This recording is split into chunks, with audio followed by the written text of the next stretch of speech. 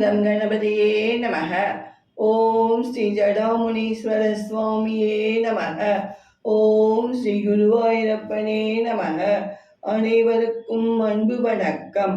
கலா பரமவிடம் கொடுத்த 5 லட்சம் ரூபாய்க்கான செக் போய் வாங்கி வாமா என்றார் மேனேஜர் மாதவன். ஓகே சார் என்ற கலா பரமுசாரிடம் வந்தாள். சார், மேனேஜர் உங்களிடம் தந்த 5 லட்சம் ரூபாய்க்கான செக் கொடுங்க சார். மேனேஜர் சார் கேட்கிறார் சார் என்றாள் கலா.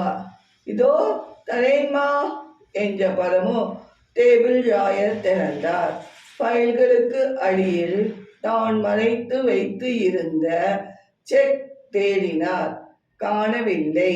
டேபிள் ராயரில் இருந்த எல்லாவற்றையும் வெளியே எடுத்து வைத்து தேடினார். 5 லட்சம் ரூபாய்க்கான செக் இல்லை. என்ன சார் இது? நீங்க அந்த செக் எங்கே சார் வச்சீங்க கேட்டாள் கலா.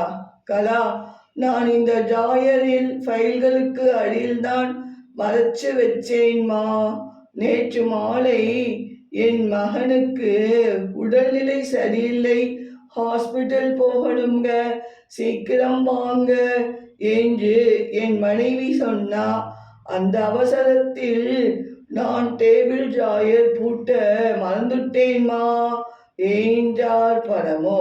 சரி சார், இப்போ மேனேஜர் சாரிடம் என்ன சொல்வது என்று கேட்டாள் கலா.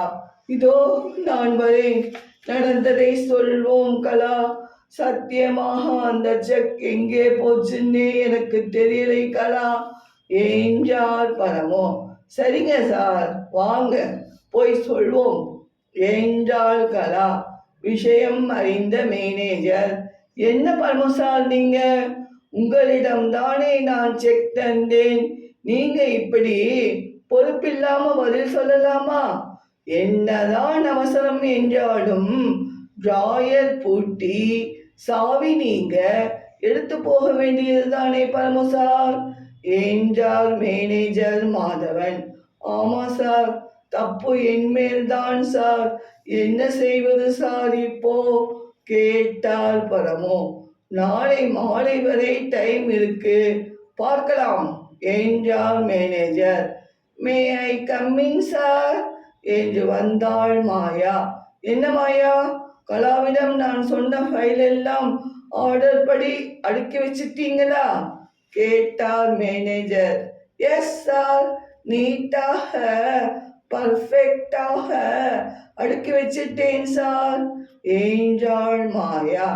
இங்கே பார் மாயா, பரமு சார் தன் டேபிள் டிராயரில் வைத்த 5 லட்சம் ரூபாய்க்கான செக் காணவில்லை என்று சொல்றார்.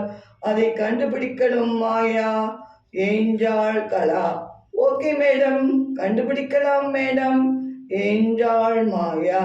ஓகே, டைம் ஆயிடுச்சு, எல்லாரும் இப்போ வீட்டுக்கு போங்க, நாளை காலை வந்து செக் தேடும் வேலை தொடங்குவோம் என்றார் மேனேஜர்.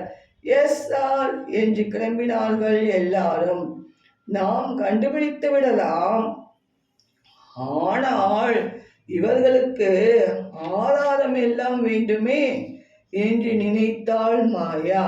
சரி, நாளை காலை சீக்கிரமே பரமசார் ரூமுக்கு போய் ஆதாரம் எதுவும் கிடைக்குமா என்று பார்க்கலாம் என்று எண்ணிக்கொண்டே தான் தங்கியிருக்கும் அறைக்கு சென்றாள் மாயா.